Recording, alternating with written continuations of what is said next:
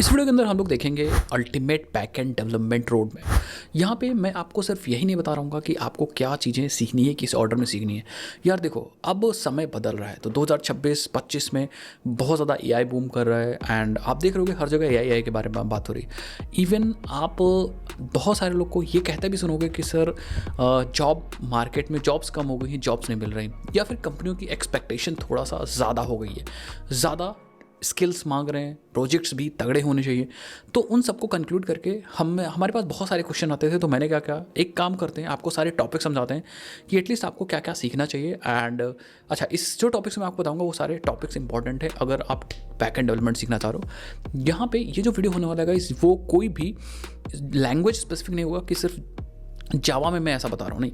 ये जो है वो लैंग्वेज इंडिपेंडेंट टेक्नोलॉजीज में आपको यहाँ पे समझाने जा रहा हूँ। मतलब आपको जो बताऊँगा वो आप किसी भी लैंग्वेज से कर सकते हो।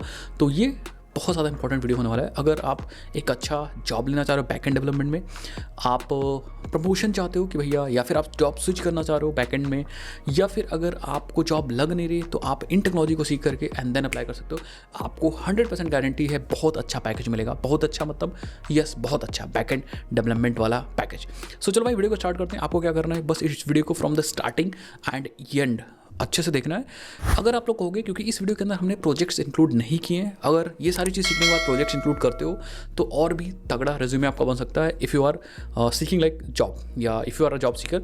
अगर अदरवाइज आप स्विच करना चाह रहे हो तब भी आपको प्रोजेक्ट्स वहाँ पे बहुत ज़्यादा ज़रूरी होंगे। सो अगर आप लोग जॉब जो कीवर्ड है उसको आप कमेंट स्ट्रीम में लिखोगे तो यहाँ पे मैं क्या करूँगा, आपको प्रोजेक्ट्स भी कुछ बताऊँगा, 10 से 15 प्रोजेक्ट्स जिसमें एआई वगैरह भी इंटीग्रेट कैसे करोगे पूरी डिटेल में आपको समझाऊँगा। एंड फिर आपको बताऊंगा कि इनमें से आप प्रोजेक्ट बनाओ और अपने सीवी में डालो। प्रोजेक्ट्स का रिप्रेजेंटेशन भी कैसे करना वो सब चीज़ मैं आपको बताऊंगा। जल्दी से आप जॉब जो कीवर्ड है उसको कमेंट सेक्शन में करिए। हम लोग वीडियो को स्टार्ट करते हैं और मैं आपको बताता हूँ पहले भाई बैकएंड डेवलपमेंट में अब क्या क्या चेंजेस हो गए और क्या क्या आपको सीखना है अब 2026 में। चलो भाई, वीडियो को स्टार्ट करते हैं। आपको क्या करना है, बस चैनल को सब्सक्राइब करना है। ऐसे वीडियोज़ के लिए मैं आपके लिए ऐसे वीडियोज़ लाता रहता हूँ। सो चलो यार, वीडियो को स्टार्ट करते हैं। सबसे पहली चीज़ जो सबसे ज़्यादा इंपॉर्टेंट है, फंडामेंटल। मैं आपसे हमेशा कहूँगा कि यार आप फंडामेंटल से स्टार्ट करिए, जो बेसिक्स आपके लिए रिक्वायर्ड है। अब यहाँ पे बेसिक्स का मतलब मैं ये आपसे नहीं कह रहा हूँ कि आप कोर जावा सीखने लगे। जब आप बैकएंड डेवलपमेंट की बात करते हो तो वहाँ पे बेसिक्स भी अलग अलग तरीके का होता है, मैं आपको बताता हूँ। एंड बेसिक्स मतलब मैं कंप्यूटर बेसिक्स की बात कर रहा हूँ, आपको इंटरनेट के बेसिक्स की बात कर रहा हूँ, वेब के बेसिक्स की बात कर रहा हूँ। तो यहाँ पे मैं कुछ टॉपिक्स बताता हूँ, आप फंडामेंटल बेसिक्स में ज़रूर सीखिए। आप चाहे पहले सीखिए बाद में सीखिए, बट ये फंडामेंटल बेसिक्स बहुत ज़्यादा इंपॉर्टेंट है। जैसे फॉर एग्जांपल यहाँ पे हाउ द वेब वर्क्स, क्योंकि जो बैकएंड होता है वो मोस्टली ज़्यादातर वेब पे ही चलता है। तो वहाँ पे वेब कैसे काम करता है, उसके बहुत सारे प्रोटोकॉल्स होते हैं, HTTP, HTTPS, DNS, client server model. And ये पूरा आपको अच्छे से आना चाहिए, तभी आप ज़्यादा से ज़्यादा चीज़ें मतलब समझ पाओगे बैकएंड की। देन नेक्स्ट OS बेसिक्स आपको पता होना चाहिए कि भाई प्रोसेस क्या होता है, थ्रेड्स क्या होते हैं, IO क्या होता है, मेमोरी क्या होता है। क्योंकि जब आप प्रोजेक्ट्स वगैरह बनाते हो तो वहाँ पे बहुत बार यूज़ होता है, या फिर जो सर्वर्स वगैरह आप यूज़ करते हो, जब सर्वर्स को इंस्टॉल करते हो तो वहाँ भी थ्रेड्स, मेमोरी, इन सब की बातें होती हैं। तो आपको समझ में आना चाहिए, तो एटलीस्ट इतना बेसिक पता होना चाहिए। अब जैसे मैं अपनी बात करूँ तो मैंने पर्सनली ये सारी चीज़ें इंजीनियरिंग में सीखी थी। एंड इंजीनियरिंग में जब सीखी थी तो मुझे ये बहुत हेल्पफुल लगा था जब मैंने प्रोग्रामिंग लैंग्वेजेस एंड बैकएंड सीखा था। इंजीनियरिंग में मेरे पास एक सब्जेक्ट था, या हम लोग के पास एक सब्जेक्ट होता है ऑपरेटिंग सिस्टम, जहाँ पे हम ऑपरेटिंग सिस्टम के बारे में सीखते हैं डिटेल में सब चीज़ की। ऑपरेटिंग सिस्टम क्या होता है, हम बहुत सारे तरीके की चीज़ें सीखते हैं। देन हमारे पास एक सब्जेक्ट होता है थ्रेडिंग। थ्रेडिंग नहीं होता, आई थिंक नेटवर्किंग होता है। एंड नेटवर्किंग में हम लोगों ने बेसिकली IP एड्रेस वगैरह के बारे में सीखा था, बहुत सारी चीज़ सीखी थी। एंड देन मेमोरी वगैरह तो मुझे लगा OS में ही होता है। एंड एक DLD वगैरह सब्जेक्ट था, उसमें भी बहुत सारी चीज़ें हम लोगों ने सीखी थी। तो वो सारे बेसिक्स ज़रूरी थे और वो सारे यूजर बेसिक्स यूज़ भी होते हैं, कॉन्सेप्ट को समझने के लिए बहुत ज़्यादा यूज़फुल होते हैं। और जब कभी प्रोजेक्ट्स बनाते हैं उसको डिटेल में हम लोग समझते हैं तो यहाँ पे ज़रूरी होता है। तो इसलिए आप OS का बेसिक ज़रूर सीखो। इवन मैं तो कहूँगा यार, बीइंग अ डेवलपर आपको सिस्टम को फॉर्मेट वगैरह भी करना आना चाहिए। मल्टीपल ऑपरेटिंग सिस्टम के अंदर काम करोगे तो और अच्छा रहेगा, जैसे लिनक्स वगैरह। तो वहाँ पे ये सब चीज़ें यूज़फुल होती हैं। नेटवर्किंग के बारे में आपको पता होना चाहिए, जैसे मैंने भी आपको बताया TCP IP क्या है, सॉकेट्स क्या हैं, पोर्ट्स क्या हैं, लोड बैलेंसेस क्या हैं, क्योंकि इन सब का यूज़ होता है भाई बैकएंड के अंदर। शायद अगर आपको ना पता हो तो इन सबको आपको अच्छे से समझना है। एटलीस्ट बेसिक तो समझ ही लो यार, उसके बाद जब ज़रूरत पड़ेगी तो आप सीखते जाओगे। सो यहाँ से आपको स्टार्ट करना है। देन व्हाट इज़ API भी अलग अलग तरीके की होती है, REST API, SOAP APIs, GraphQL, gRPC। इनमें बहुत सारे वीडियोस आपको हमारे चैनल पे मिल जाएंगे, बट आपको बेसिक्स के बारे में API बेसिक्स के बारे में पता होना चाहिए। कौन सा अभी यूज़ हो रहा है, जब आप कंपनीज़ के अंदर जाते हो तो based on the requirement companies अलग अलग टाइप के REST APIs यूज़ करती हैं। डेटा स्ट्रक्चर एंड एल्गोरिथम के बारे में आपको पता होना चाहिए, big O, hashing, trees, queue, sorting, तो बेसिक डेटा स्ट्रक्चर एल्गोरिथम पता होना चाहिए। And basic data structure algorithm का मैंने एक कोर्स भी अपने यूट्यूब चैनल पे फ्री बना रखा है, आप जाके देख सकते हो। आई थिंक ऑलमोस्ट 40-50 वीडियोज़ हैं जो कि बेसिक्स के लिए सबसे बेस्ट है, ठीक है। जावा को यूज़ करके मैंने बना रखा है। नेक्स्ट आप देखो यहाँ पे इनकोडिंग फॉर्मेट्स आपको पता होना चाहिए कि भाई जेसन क्या होता है, एक्सएमएल क्या होता है, यामेल क्या होता है, सीएसबी, इन सब के बारे में आपको पता होना चाहिए, क्योंकि बहुत बार जब आप प्रोजेक्ट्स बना रहे होते हैं तो वहाँ पे जेसन तो यूज़ होता है, सर्वर क्लाइंट पे डेटा भेजता है, बेसिकली कम्युनिकेशन के दौरान जो डेटा एक्सचेंज होता है उसका फॉर्मेट हमेशा जेसन होता है। एक्सएमएल वगैरह भी यूज़ होता था, बट आज के समय में जेसन यूज़ होता है, बट एक्सएमएल भी बहुत बार यूज़ होता है कॉन्फ़िगरेशन वगैरह के लिए, एंड देन यामेल भी कॉन्फ़िगरेशन वगैरह के लिए यूज़ होता है, सीएसबी यूज़ होता है डेटा को इंपोर्ट एक्सपोर्ट करने के लिए या फिर डेटा कहीं डंप करना है। तो इन सब चीज़ के बारे में आपको पता होना चाहिए। आप हवा ना बन जाओ भाई कि या आप सामने बैठो, आपके सामने प्रोजेक्ट्स आए सीएसबी के बारे में या एमएल के बारे में, तो आप ट्यूबलाइट ना देखने लगो। इसलिए ये सब चीज़ आप सीखो एंड समझो। एंड यहाँ पे कैरेक्टर इनकोडिंग के बारे में पता होना चाहिए, UTF-8 क्या होता है, स्काई क्या होता है, यूनिकोड क्या होता है, एंड आपकी जो प्रोग्रामिंग लैंग्वेज है किस कैरेक्टर को सपोर्ट कर रही है। बहुत बार आप चीज़ें प्रिंट और करते हो, वो कैरेक्टर दिखता नहीं है, तो वहाँ पे कैरेक्टर इनकोडिंग का खेल होता है। जब भी आप डेटा को एक जगह से दूसरी जगह ट्रांसफर करते हो तो वहाँ पे कैरेक्टर इनकोडिंग का भी खेल आता है। सो ये सब चीज़ बेसिक्स हैं, और मुझे लगता है ये सब चीज़ आपको आनी चाहिए, और जब ये चीज़ें आएंगी तो आप अच्छे समझ पाओगे। तो इनको आप अच्छे से पहले सीखो, देन आप बैकएंड में पढ़ो, एंड जब आप इंटरव्यू दोगे तो इनमें से क्वेश्चंस आपसे पूछे जा सकते हैं। जैसे नेटवर्किंग से पूछे जा सकते हैं, इवन कॉन्सेप्ट्स प्रोजेक्ट्स में तो यूज़ होंगे, साथ साथ में networking, operating system basics, web basics, APIs, data structures and algorithm. At least आप बहुत ज़्यादा डीप में ना जाओ तो एटलीस्ट बेसिक्स आप समझो। तो ये मेरा पहला पॉइंट था कि आपको ये सब चीज़ सीखनी है। इसमें और भी पॉइंट्स हो सकते हैं, बट इतना सीख लो यार, बहुत है आपके लिए, ठीक है। अब बढ़ते हैं नेक्स्ट पॉइंट पे कि क्या आपको सीखना चाहिए बैकएंड में। गाइस, आज के समय में हर बिजनेस डिजिटल होना चाह रहा है, लेकिन टेक्नोलॉजी को अडॉप्ट करना आसान नहीं होता है।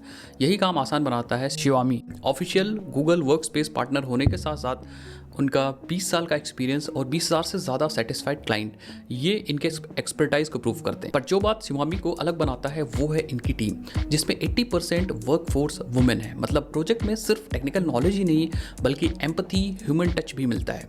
Xiaomi के साथ आपको सिर्फ क्लाउड सॉल्यूशंस नहीं मिलता है, बल्कि कस्टमाइज स्ट्रैटेजी, स्मूथ ऑनबोर्डिंग और हर स्टेप पे सपोर्ट मिलता है। चाहे आप एक छोटा स्टार्टअप हो या बड़ी ऑर्गेनाइजेशन, Xiaomi आपके लिए क्लाउड सॉल्यूशंस को सिंपलर और ग्रोथ ओरिएंटेड बनाता है। तो अगर अपने बिजनेस को नेक्स्ट लेवल पे ले जाना चाहते हो तो Xiaomi के साथ जुड़ना एक अच्छा डिसीजन हो सकता है। सो डिस्क्रिप्शन बॉक्स में लिंक है, आप जाके एक बार जरूर चेक करिए।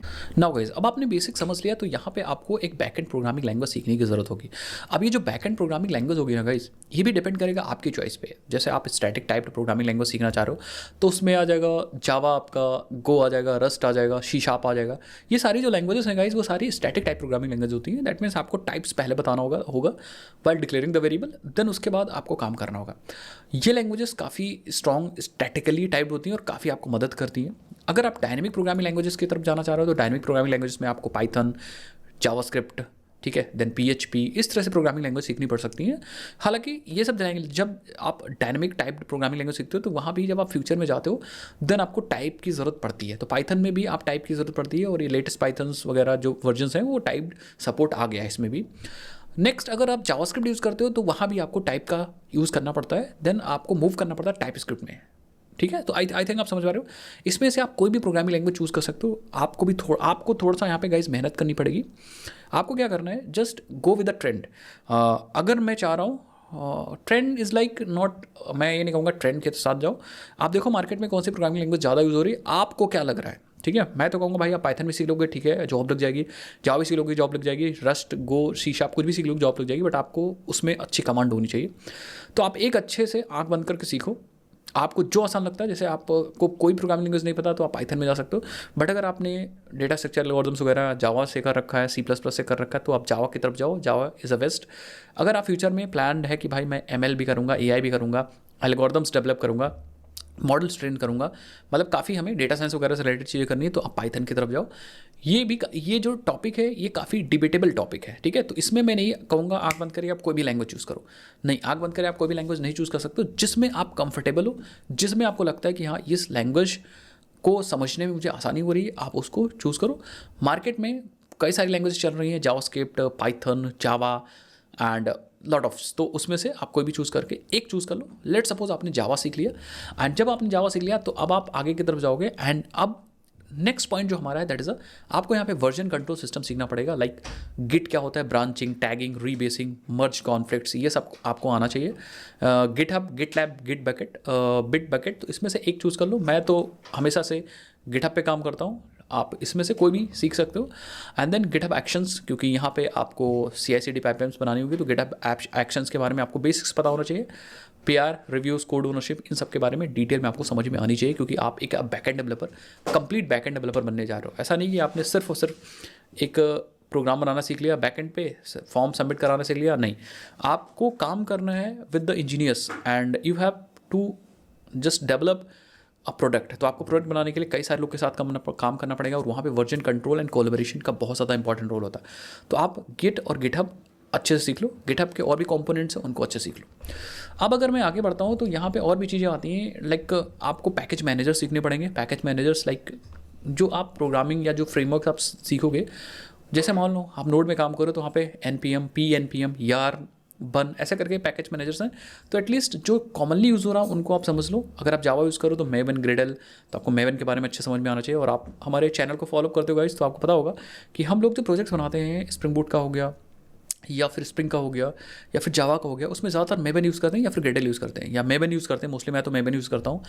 क्यों यूज़ करते हैं, कैसे यूज़ करते हैं, इसके बारे में मैंने एक डिटेल वीडियो बना रखी है मेवन के बारे में, उसको जाके देख सकते हो। उसमें मैंने बता रखा है मेवन भाई क्यों यूज़ करना है। ये सारे होते हैं प्रोजेक्ट मैनेजमेंट टूल या फिर पैकेज मैनेजर्स, जिसकी हेल्प से हम लोग डिपेंडेंसीज को ऑटोमेटिकली ले आते हैं, हम बिल्ड्स वगैरह ऑटोमेटिकली मैनेज कर सकते हैं। एंड बहुत सारा इनका काम होता है। अगर आप पाइथन यूज़ करो तो आपने पिप सुना होगा, पोइट्री सुना होगा, या फिर UV, आई थिंक वो भी है एक पैकेज मैनेजर, सुना होगा। पिप तो आपने सुना ही सुना होगा। एंड अगर आप गो यूज़ करो तो मॉड्यूल्स आपने सुना होगा। देन अगर आप रस्ट यूज़ करते हो तो कार्गो सुना होगा। So these are the package managers, जो कि बहुत ज़्यादा इंपॉर्टेंट है आपके डेली लाइफ में। कोई भी प्रोग्रामिंग लैंग्वेज यूज़ करते हो, PHP यूज़ करते हो, लेट्स सपोज वहाँ पे कंपोजर है, तो कहने का मतलब है उनको सीखना ज़रूरी है, और तुक्के में आप काम नहीं कर सकते हो, ठीक है। आपको अच्छे समझ में आना चाहिए। तो लेट्स सपोज आपने चूज़ किया था यहाँ पे जावा, तो आपको मेवन सीख लो अच्छे से, ग्रेडल बेसिक सीख लो। अगर आपने पाइथन चूज़ किया था तो पिप सीख लो अच्छे से, पैकेजेस को कैसे डाउनलोड करना है, कैसे पैकेजेस को फ्रीज करना होता है, किसी रिक्वायरमेंट्स फाइल कैसे बनानी होती है। देन अगर हम नया प्रोजेक्ट या कोई नया एनवायरनमेंट कर रहे हैं तो बना रहे हैं, तो उसमें कैसे हम पैकेजेस को रीइंस्टॉल करेंगे। सो ये सब चीज़ें आपको समझ में आनी चाहिए। एंड अगर आपको समझ में आएगी तभी आप आगे एक अच्छे डेवलपर बन पाओगे, अदरवाइज फिर वही भीड़ में चलते रहोगे, ठीक है। अब अगर बात करें तो यहाँ पे डेटाबेस आपको सीखना पड़ेगा, क्योंकि बीइंग अ बैकएंड डेवलपर आपको प्रोजेक्ट्स बनाने होंगे एंड डेटाबेस वहाँ पे मैंडेटरी होगा। तो मैं यहाँ पे 2 तरह के डेटाबेसेस की बात कर रहा हूँ, और एक चीज़ और मैं बताता हूँ आपको। यहाँ पे इसके अलावा भी और भी डेटाबेसेस होते हैं, बट अभी मैं फिलहाल 2 ही की बात कर रहा हूँ। एक SQL डेटाबेसेस होते हैं जिसमें आपको MySQL, पोस्टग्रेस, MariaDB, इनमें से एक आप अच्छे से सीख लीजिए। पोस्टग्रेस की तरफ आप जा सकते हो या फिर MySQL की तरफ आप जा सकते हो। MariaDB, MySQL is like same, but आप चूज़ कर सकते हो।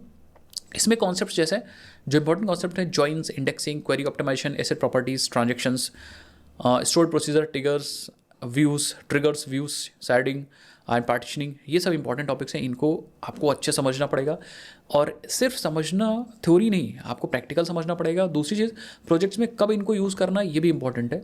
मान लो फॉर एग्जांपल आप एक टेबल बना रहे हो और आप सर्च कर रहे हो फील्ड्स, तो जिस प्रॉपर्टी वाइज सर्च कर रहे हो उन प्रॉपर्टीज़ को इंडेक्सेस बनाना मत भूलिएगा। तो ये सब अच्छी प्रैक्टिस होती है, और ये सब आप जब डेटाबेस सीखोगे तब आप सीखोगे। तो ये प्रॉपर्टी ज़्यादा इंपॉर्टेंट है। बेसिकली ये सारे टॉपिक्स इंपॉर्टेंट है जो मैंने यहाँ पे मेंशन कर दिए, इनको आप अच्छे से सीखिए। और एक चीज़ और है कि जब आप कोई भी डेटाबेस सीखोगे, इसमें MySQL, MariaDB या पोस्टग्रेस, तो उसमें से इंटरव्यू में भी क्वेश्चन आपसे पूछे जाएंगे। ट्रिगर्स क्या होते हैं, व्यूज़ क्या होते हैं, इंडेक्सेस क्या होते हैं और क्यों बनाना ज़रूरी है इंडेक्सेस को, जॉइंस क्या होते हैं। तो ये बेसिक लेवल से एडवांस लेवल तक के इंटरव्यू क्वेश्चंस जा सकते हैं गाइस। NoSQL में जैसे MongoDB है, Cassandra है, Redis है, DynamoDB है, इनमें से आप एक पे काम करना सीख लो। मैं ज़्यादा नहीं कहता हूँ, आप एक पे काम करना सीख लो, ठीक है। अच्छा, इसमें अब पहले टॉपिक्स देख लेते हैं। CAP theorems, consistency model, DOM-DB versus key value pair versus columnar versus graph DB, ये सारी जो चीज़ें हैं। अब देखो, इसमें से आपके पास ऑप्शन है, या तो आप NoSQL अच्छे सीखो या फिर SQL सीखो। तो अगर आप SQL डेटाबेस में से एक कोई सीख ले तो तब भी ठीक है, कोई दिक्कत वाली बात नहीं।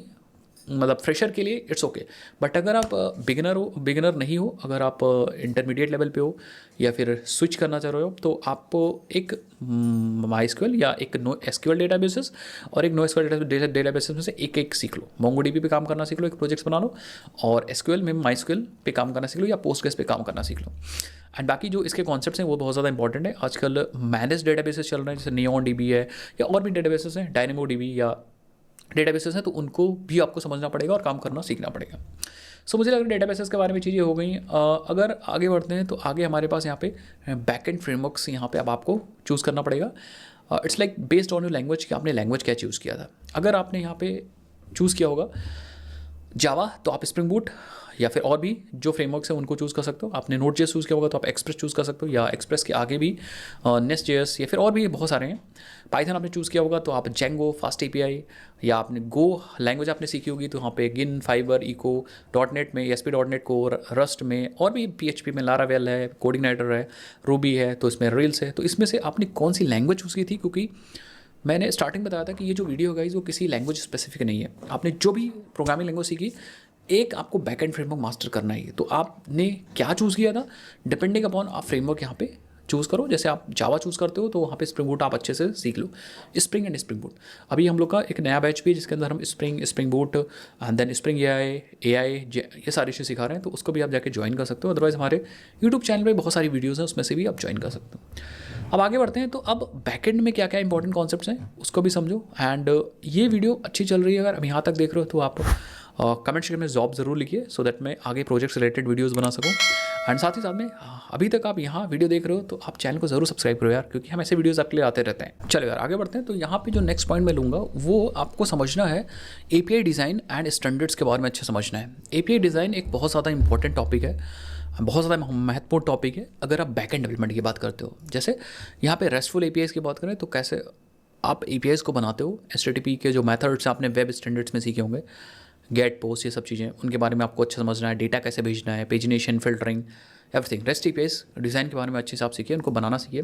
इवन GraphQL बहुत बार यूज़ होता है, एंड देन gRPC भी यूज़ होता है, एंड ये सारे बेसिकली यूज़ होते हैं डिपेंडिंग अपॉन किस आप कंपनी के अंदर काम करते हो, कंपनी किस प्रोटोकॉल पे काम करती है, एंड यूज़ केसेस के हिसाब से ये सारे standard and design patterns use होते हैं। अब अगर आप बिगिनर हो तो मैं तो कहूँगा आप रेस्टफुल APIs को अच्छे से मास्टर कर लो, एंड अगर चाहो तो GraphQL के बारे में बेसिक सीख लो। gRPC एंड ये सब चीज़ें बहुत एडवांस चीज़ें हैं, तो आप रेस्टफुल APIs को अच्छे से मास्टर कर लेते हो तो आप कोई भी प्रोजेक्ट्स बना सकते हो, ठीक है।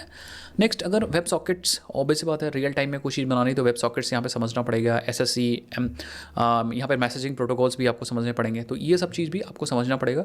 अगर आप एज अ फ्रेशर कर लेते हो तो भाई बहुत अच्छी बात है, नहीं कर पाते हो तो फिर ठीक है, इनको स्किप कर सकते हो, ये सब एडवांस टॉपिक्स हैं।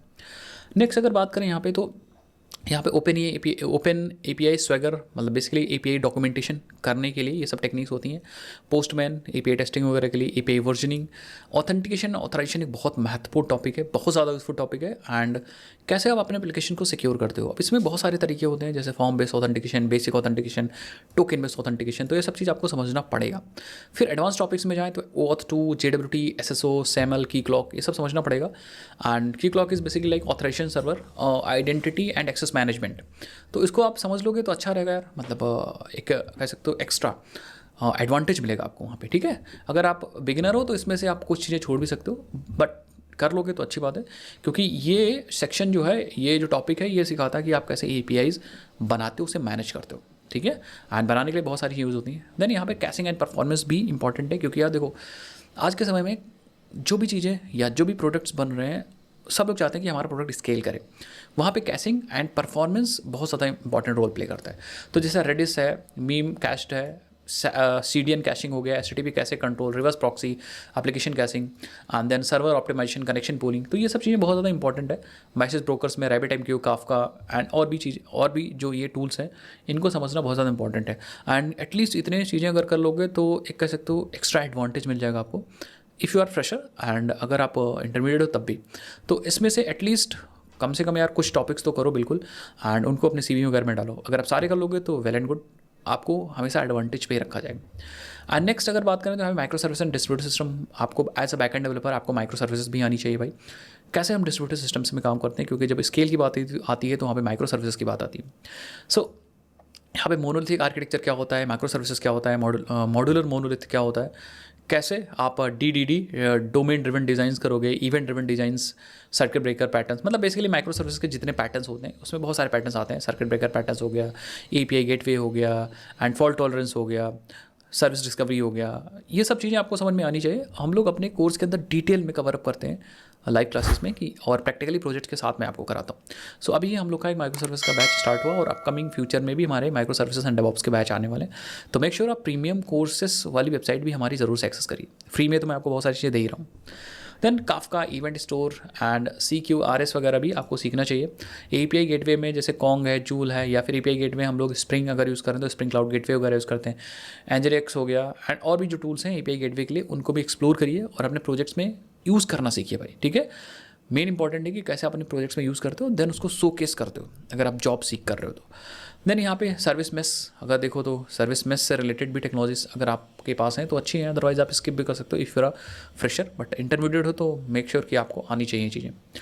अब जो नेक्स्ट टॉपिक है, नेक्स्ट मेरा टेक है, that is a cloud and DevOps. As a backend engineer आपको आज के समय क्लाउड एंड डेवऑप्स के बारे में भी नॉलेज होनी चाहिए। 2026 में तो एटलीस्ट आपको पता होना चाहिए, उसके बाद भी ये सब चीज़ें बहुत ज़्यादा इंपॉर्टेंट है फ्यूचर में। जैसे मान लो आप एज अ बैकएंड डेवलपर गए, देन आप बाद में क्लाउड इंजीनियर, डेवऑप्स इंजीनियर, बहुत सारे आप प्रमोशन ले सकते हो और अपने पैकेज को बढ़ा सकते हो। मैं तो कहूँगा आज के समय एज अ फ्रेशर भी आपको एटलीस्ट कुछ पॉइंट्स या कुछ टॉपिक्स तो आपको पता होना चाहिए क्लाउड एंड डेवऑप्स के बारे में। अभी देखो क्या क्या पॉइंट्स मैं आपको बता रहा हूँ। क्लाउड प्रोवाइडर्स एटलीस्ट आपको पता होना चाहिए। जैसे AWS मेन है तो मैं तो हमेशा कहता हूँ कि आप स्टार्ट करो AWS ही, एंड AWS से स्टार्ट करो, AWS की ही टेक्नोलॉजी सीखो। AWS बहुत सारी सर्विसेज प्रोवाइड करता है तो उसमें कुछ इंपॉर्टेंट सर्विसेज हैं, उसके बारे में मैंने कुछ पॉइंट्स कुछ वीडियो बना रखे हैं, मैं नीचे लिंक कर दूंगा, आप वहाँ से देख लीजिएगा। तो प्रोवाइडर्स में जैसे AWS है, ये मैं मेन मानता हूँ हमेशा। फिर GCP है, गूगल का क्लाउड, एज्योर है, ओरेकल क्लाउड है, एंड डिजिटल ओशन वगैरह है। तो आप इसमें से कोई भी यूज़ कर सकते हो, बट मैं हमेशा कोशिश करता हूँ कि सीखने के लिए एटलीस्ट आप AWS यूज़ करो। और AWS में कुछ आपको फ्री टियर सर्विसेज भी मिलती हैं, एंड आई थिंक ओरेकल में भी मिलती है। एज्योर का मुझे आइडिया नहीं है, एंड गूगल में भी कुछ क्रेडिट्स मिलता है, तो ध्यान से देख करके करिए। एंड डिजिटल ओशन भी आप यूज़ कर सकते हो, हम लोग डिजिटल ओशन ज़्यादा यूज़ करते हैं, एंड मैं एक लिंक दे दूंगा, तो वहाँ से आप अगर साइनअप करते हो डिजिटल ओशन पे तो आपको $200 का क्रेडिट भी मिल जाएगा, ठीक है। सो एटलीस्ट आप इसमें से एक कोई क्लाउड प्रोवाइडर को आप अच्छे से सीखो और समझो, सर्विसेज जो प्रोवाइड करती हैं। अब जैसे सर्विसेज में जैसे आपका EC2 इंस्टेंस है, इसको समझना। मैं अभी यहाँ पे AWS की बात कर रहा हूँ सर, बाकी GCP में अलग से वर्चुअल सर्वर के लिए होता है, तो मैं AWS की बात कर रहा हूँ। तो जैसे EC2 सर्विस है AWS की, लैम्डा है, क्लाउड है, रन है, S3 है, RDS है, IAM है, VPC है, ये सारी सर्विसेज को आप सीखो, इनका क्या यूज़ है और हमें कैसे यूज़ करना है, अपने प्रोजेक्ट्स को डिप्लॉय करके सीखो, ट्राई करो, क्योंकि इन सर्विसेज का एक्चुअली यूज़ होता है कंपनीज़ के अंदर। लोकल डेवलपमेंट में बहुत कम चीज़ें यूज़ होती हैं, हमेशा क्लाउड्स वगैरह अब ज़्यादा डेवलपमेंट में यूज़ होता है, ठीक है। सो इनको आप हमेशा ट्राई करो, समझो। डेवऑप टूल्स में अगर बात करें तो डॉकर कंपोज, क्यूबरनेट्स, K8s, हेल्म, ठीक है, ये सब चीज़ आपको पता होनी चाहिए। एंड CI/CD पाइपलाइन में आपके पास गिटहब एक्शंस या फिर जेनकिंस वगैरह जो सॉफ्टवेयर उनको समझ में आना चाहिए। गिटलैब का भी CI/CD पाइपलाइन बनाने का टूल है गिटलैब CI, तो उसको भी आप सीख सकते हो।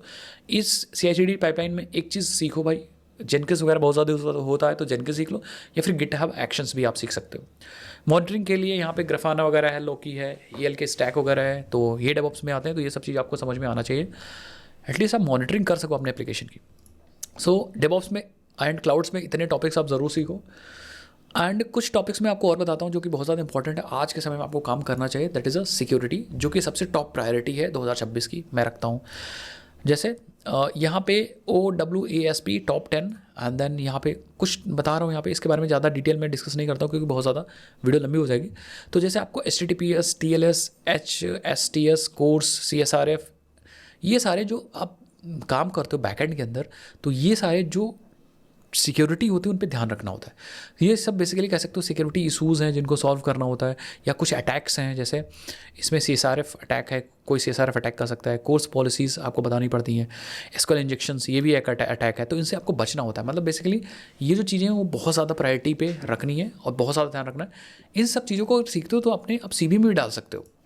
रेट लिमिटिंग, API थ्रोटलिंग, ये भी बहुत ज़्यादा इंपॉर्टेंट है। रेट लिमिटिंग, कैसे आप रेट को लिमिट करोगे APIs में, या API थ्रोटलिंग कैसे लगाओगे, PKI encryption at rest and transit, then secret management, Vault, AWS secret manager, basically secret keys वगैरह कैसे मैनेज करोगे, than zero trust architecture, IAM policies, ठीक है। तो ये सब बहुत ज़्यादा इंपॉर्टेंट हो जाती हैं अगर आप काम करते हो। एंड इन टॉप सिक्योरिटी जो सर्विसेज हैं उनको समझना और सीखना बहुत ज़्यादा इंपॉर्टेंट होता है। ये कह सकते हो एक अगर आप इसको सीखते हो तो एक बहुत ज़्यादा एडवांटेज मिलता है आपको, चाहे एज अ बिगिनर, चाहे एज अ इंटरमीडिएट, या फिर अगर आप एक्सपीरियंस हो तब भी ये चीज़ें आपको समझ में आनी चाहिए। सो आई होप आपको यहाँ तक समझ में आ रहा है। अगर आपको ये चीज़ें समझ में आ रही है तो आप कमेंट सेक्शन में ज़रूर बताइए एंड सब्सक्राइब जरूर करिए। चलिए भाई आगे बढ़ते हैं। सो अगर आप सोच रहे हो कि OWASP टॉप 10 का फुल फॉर्म क्या है या इसका मतलब क्या होता है, तो आप देखो OWASP का मतलब होता है open web application security projects. इसी को हम बोलते हैं OWASP, top 10 for web applications. तो यहाँ पे अगर आप इसके बारे में थोड़ा समझोगे तो आप समझोगे बेसिकली ये होता क्या है। It is a consequence based list of most critical web application security risk. तो इसको थोड़ा समझना और जानना ज़रूरी है, ठीक है। अब अगर आगे बढ़ते हैं तो यहाँ पे अब थोड़ा सा इतना अगर आप समझ गए हो तो आपको समझना चाहिए टेस्टिंग एंड क्वालिटी इंजीनियरिंग। क्योंकि जब एक प्रोडक्ट बनता है तो वहाँ पे आपका प्रोडक्ट सही से काम कर रहा है, फंक्शन टेस्टिंग एंड अलग अलग तरह की टाइप की टेस्टिंग्स होती हैं जिसको हमें परफॉर्म करना आवश्यक हो जाता है। Quality engineering is also very important. तो यहाँ पे आपको unit test, integration test, E2E test, इन सब के बारे में आपको बहुत तगड़ी नॉलेज होनी चाहिए भाई। और आपको ये चीज़ समझनी चाहिए कि हाँ इसका मतलब क्या है, और आप हर टाइप के टेस्ट को परफॉर्म करोगे तो आपको ज़्यादा एक कह सकते हो बेटर एप्लीकेशन डेवलपमेंट आप कर पाओगे और आप उससे अच्छा फिर डेवलपर बन पाओगे, ठीक है। नेक्स्ट अगर बात करें तो यहाँ पे टेस्ट फ्रेमवर्क्स, जैसे अगर आप एप्लीकेशन यूज़ करते हो तो JUnit आपको समझना पड़ेगा, PyTest समझना पड़ेगा, जेस्ट समझना पड़ेगा, मोचा समझना पड़ेगा, डिपेंडिंग अपान आप कौन सा फ्रेमवर्क यूज़ कर रहे हो। और वैसे ही अब आपको फिर चीज़ें यहाँ पे देखने को मिलेंगी कि भाई हाँ ये फ्रेमवर्क यूज़ कर रहे हैं तो ये चीज़ हमें सीखनी है, ये चीज़ हमें समझनी है। जैसे अगर मैं स्प्रिंग बूट की बात करूँ तो स्प्रिंग बूट पढ़ोगे तो वहाँ पे JUnit समझना पड़ेगा, then PyTest if you are working with the Python based projects, तो उस हिसाब से आपको समझना पड़ेगा, सीखना पड़ेगा। और ये इंपॉर्टेंट भी है, ऐसा नहीं कि आप इसको मिस कर सकते हो। Next contract testing pack, next load testing में JMeter, K8 एंड लोक्स्ट। अब इसमें क्या है कि जैसे मान लो आपने एक बैकएंड सिस्टम बनाया, अब ये बैकएंड सिस्टम कितना लोड सह सकता है, इस चीज़ को करने के लिए हमारे पास लोड टेस्टिंग टूल्स होते हैं। इनको समझना और एक्चुअली किसी एप्लीकेशन में लोड टेस्ट करना बहुत ज़्यादा इंपॉर्टेंट हो जाता है। So that's why this load testing is also very important. और आपको समझ में आना चाहिए, एटलीस्ट एक टूल तो आपको आना चाहिए सो दैट आप ये बता सको कि हमने अपने एप्लीकेशन की लोड टेस्टिंग की है। देन TDD, BDD ये सब भी आपको इंपॉर्टेंट है ना। टेस्टिंग्स अगर आपने सीख ली है, समझ ली है, तो आपको आगे ऑब्जर्वेबिलिटी एंड लॉगिंग की ज़रूरत पड़ेगी। यहाँ पे आपको जैसे structured logs, Jason logging, distributed tracing में मैंने इसका थोड़ा सा आपको डेवऑप्स टूल्स के में भी, डेवऑप्स टूल्स जो मैंने बताया था तो वहाँ भी मैंने आपको बताया था। तो ये चीज़ समझना ज़रूरी है। बहुत सारे टूल्स हैं, इनको भी समझना है। एरर ट्रैकिंग में कैसे यूज़ करना है, सेंट्री एंड न्यू रेलिक, ऐसा करके बहुत सारे टूल हैं जो हमें समझना पड़ेगा ना। अब अगर आप ऑब्जर्वेबिलिटी भी कर लेते हो देन वहाँ पे scaling and high availability architecture समझना बहुत ज़रूरी है। क्योंकि जितने भी एप्लीकेशंस होते हैं वो सारे एप्लीकेशंस गाइस हाईली स्केलेबल होते हैं, जितने एप्लीकेशंस आप यूज़ कर रहे हो। तो उसके बारे में कुछ टॉपिक्स जैसे हॉरिजॉन्टल स्केलिंग, वर्टिकल स्केलिंग, ये बहुत ज़्यादा इंपॉर्टेंट टॉपिक है इंटरव्यू में। इंटरव्यू क्वेश्चंस के पर्सपेक्टिव से बात करें तो इंटरव्यू में बहुत ज़्यादा पूछा जाने वाला ये क्वेश्चन है, किसी भी एप्लीकेशन को आप कैसे स्केल कर सकते हो। तो वहाँ पे टर्म्स आप हॉरिजॉन्टल स्केलिंग, वर्टिकल स्केलिंग के बारे में समझ सकते हो। लोड बैलेंसर्स जैसे Nginx, AWS, ALB, ELB, इनके बारे में भी आपको समझना पड़ेगा, कैसे लोड को बैलेंस करेंगे, मल्टीपल इंस्टेंसेस कैसे चलाएंगे। सो वहाँ पे डेवऑप्स भी काम आता है। ऑटो स्केलिंग कैसे करेंगे, रेप्लिकेशन वगैरह कैसे करेंगे। तो टूल्स जो ये काम करने के लिए होते हैं उन्हें भी आपको समझना पड़ेगा। मल्टी रीजन एंड मल्टी-A deployment, stateless service designs and ऐसा करके बहुत सारी चीज़ें हैं जो हाईली स्केलेबल के लिए होती है। अभी हाँ मैंने तो कुछ ही मेंशन किए। जब एक्चुअल प्रोडक्ट पे आप काम करते हो किसी कंपनी के अंदर तो आप वहाँ पे और भी देखते हो कि बहुत सारे टूल्स यूज़ होते हैं, डेवऑप्स के टूल्स यूज़ होते हैं। साथ ही साथ में आपको क्लाउड प्रोवाइडर्स के बहुत सारे टूल्स यूज़ होंगे। कुछ ऑटोमेटिक फीचर्स प्रोवाइड करते हैं, ऑटोमेटिक स्केलिंग करते हैं, कुछ आपको मैनुअल भी करना पड़ता है, ठीक है। सो ये इंपॉर्टेंट है। Now serverless and edge computing के बारे में थोड़ा सा समझ में आपको आना चाहिए क्योंकि ये ट्रेंड 2026 में होने वाला है एंड ये इंपॉर्टेंट है। बहुत सारी कंपनियाँ इसे यूज़ भी करती हैं। तो जैसे AWS लैम्डास हो गया, Cloudflare workers, Vercel edge, event bridge and async flow, work flow, cost optimisation strategies, ये सब इंपॉर्टेंट है भाई। इसके बारे में आप पढ़ो और सीखो। बैकएंड का ही ये सारी चीज़ें पार्ट है। AI बैकएंड ग्रोइंग डिमांड, ये सबसे ज़्यादा डिमांड, इस चीज़ की सबसे ज़्यादा डिमांड है। और जैसे जैसे LLMs एंड AI इंक्रीज़ हो रहा है, उसका यूज़ कैसे इंक्रीज़ हो रहा है, वैसे ही हमारे पास बैकएंड में कैसे हम एआई असिस्टेंट बैकएंड या एआई असिस्टेड बैकएंड एंड कैसे हम एआई बेस्ड बैकएंड बना सकते हैं, इसकी भी बहुत ज़्यादा इंपॉर्टेंट कह सकते हो डिमांड एंड स्किल होती जा रही है, जिसको हम agentic AI, generative AI and how we can integrate agentic AI and generative AI in our backend application, ये भी बहुत ज़्यादा इंपॉर्टेंट होता जा रहा है। सो जैसे इंटीग्रेटिंग एलएलएम्स जैसे open AI, Gemini, Adobe bedrock, ये सब चीज़ें कैसे हम इंटीग्रेट करेंगे इन अवर बैकएंड एप्लीकेशंस। तो जैसे this is suppose this is our backend application and this is LLM. ये एलएलएम्स अलग अलग कंपनीज़ के हो सकते हैं, जैसे अगर मैं ओपन एआई की बात करता हूँ या आपने यहाँ पे देखा जेमिनी, तो ये सारे एलएलएम्स अलग अलग हो सकते हैं। एंड एक्चुअली ये कैसे इंटीग्रेट होंगे आपके एप्लीकेशन के साथ, ये हम सीखते हैं एक्चुअली जब हम यूज़ करते हैं LLMs with our backend. And इसको करने के लिए हमारे पास स्प्रिंग, अगर मैं स्प्रिंग और जावा की बात करता हूँ तो वहाँ पे हमारे पास स्प्रिंग एआई नामक एक फ्रेमवर्क है। ऐसे ही अलग अलग अगर आप नोड.जेएस यूज़ करते हो या एक्सप्रेस यूज़ करते हो तो वहाँ पे अलग अलग लाइब्रेरीज़ हैं जिनको आप यूज़ करके ये काम कर सकते हो। और सिर्फ इतना नहीं कि सिर्फ आपने एपीआई कॉल कर ली, एपीआई से भी बहुत सारी, एपीआई से आगे बढ़ के बहुत सारी चीज़ें होती हैं, तो वो चीज़ें भी हमें यहाँ पे करनी पड़ती हैं। जैसे एजेंटिक एआई में आप टूल कॉलिंग कैसे कर सकते हो, एंड साथ ही साथ में आप कैसे आप रैग वगैरह कर सकते हो, तो ये सब चीज़ें भी बहुत ज़्यादा इंपॉर्टेंट हो जाती हैं वेक्टर डेटाबेसेस के बारे में। Then RAG pipeline for production, ये सब चीज़ें बहुत ज़्यादा इंपॉर्टेंट होता है। मान लो जो एलएलएम है वो सिर्फ बाई ट्रेन डेटा पे काम करता है, तो अगर हमें अपने डेटा के साथ काम करना है तो यहाँ पे रैग पाइपलाइन यूज़ करना पड़ता है। अब रैग पाइपलाइन क्या होता है एंड कैसे हम अपने बैकएंड एप्लीकेशन में यूज़ करेंगे एलएलएम्स वगैरह, उसकी एक डिटेल प्लेलिस्ट हमने बना रखी है, तो मैं आपको दिखा भी देता हूँ एक बार। आप डिटेल प्लेलिस्ट मैंने अभी नया लेटेस्ट कोर्स मैंने यहाँ पे बनाया, सो मैं आपको यहाँ पे दिखाता हूँ, ठीक है। सो अगर मैं आपको ये देखो, सो मैंने एक प्लेलिस्ट यहाँ पे बना रखी, मेक श्योर आप ये प्लेलिस्ट ज़रूर से देखें। इस प्लेलिस्ट के अंदर मैंने डिटेल में spring AI and Spring AI के साथ साथ मैंने यहाँ पे जनरेटिव एआई वगैरह समझा रखा है, जनरेटिव एआई के concepts, agentic AI concepts and Spring AI, जैसे आप यहाँ देखो ETL pipeline, advance RAG pipeline, ये सब चीज़ मैंने आपको सिखा रखा है। तो make sure if you are following a Java based framework, तो आपको ये प्लेलिस्ट बहुत ज़्यादा इंपॉर्टेंट हो जाती है आज के समय में कि आप इस चीज़ को सीखो और समझो। तो अगर आप सोच रहे हो कि कैसे ये सारी चीज़ें मैंने बता तो दी, बहुत सारी चीज़ें मैंने आपको बता दी, उनका लर्निंग पाथ और क्या ऑर्डर होने वाला है, तो अब देखो सारी चीज़ें तो नहीं इंपॉर्टेंट है, मतलब हाँ इंपॉर्टेंट तो है अगर सीख सको तो, बट एज अ फ्रेशर, अगर आप फ्रेशर और बैकएंड डेवलपमेंट सीख रहे हो तो इसमें से कुछ चीज़ें स्किप भी कर सकते हो। अगर आप चाहते हो यार मैं डिटेल में वो चीज़ बताऊँ कि फ्रेशर के लिए कौन कौन सी इंपॉर्टेंट है, कौन कौन चीज़ें स्किप कर सकता है, तो उसके बारे में मैं वीडियो बना दूंगा। आप कुछ कमेंट फ्रेशर कमेंट कर दो। लेकिन यहाँ पे अगर आप सीखना चाहते हो सब चीज़ें, तो मैं एक ऑर्डर बता देता हूँ। जैसे फॉर एग्जांपल आपको सबसे पहले यहाँ पे सीखना चाहिए प्रोग्रामिंग लैंग्वेज प्लस गिट। तो जैसे आप जावा सीख रहे हो तो जावा सीखो एंड देन गिट सीख लो। दूसरे ऑर्डर में आपको HTTP या वेब के concepts, databases and SQL mastery करनी चाहिए। उसके बाद आपको APIs के बारे में सीखना चाहिए। APIs बनाने में जैसे डेटा भेजना हुआ, जेसन होगा, जेसन पार्सिंग हो गया, सीरियलाइजेशन, डीसीरियलाइजेशन हो गया। Then projects, REST based projects आपको बनाना चाहिए। APIs में भी वैलिडेशंस होते हैं, एक्सेप्शंस हैंडलिंग होती है, बहुत सारी तरह की चीज़ें होती हैं, तो वो सब चीज़ सीखना चाहिए। फाइल अपलोडिंग वगैरह सीखना चाहिए। GraphQL क्या होता है, gRPC अगर आप सीख सको तो सीख सकते हो। एप्लीकेशन को कैसे डिप्लॉय करना है, डॉकर, CI/CD पाइपलाइन और क्लाउड पे, तो इतनी सारी चीज़ें इसी ऑर्डर में आप सीखिए। माइक्रो सर्विसेज के बारे में सीखिए आप, क्यूज, कैशिंग एंड देन उधर हमारे पास Apache Kafka and RabbitMQ, event driven services जो होती हैं। उसके बाद स्केलिंग, ऑब्जर्वेबिलिटी एंड सिक्योरिटी के बारे में आप सीखिए। इवन सिक्योरिटी तो आप प्रोजेक्ट जब REST APIs बनाओगे तो वहाँ भी आप सिक्योरिटी सीखोगे, बट थोड़ा सा एडवांस सिक्योरिटी आप यहाँ पे OAuth 2 वगैरह सीखोगे। Then system design and real world projects आपको बनाना चाहिए। तो इतनी चीज़ें आपको इस ऑर्डर में आपको चीज़ें सीखनी चाहिए।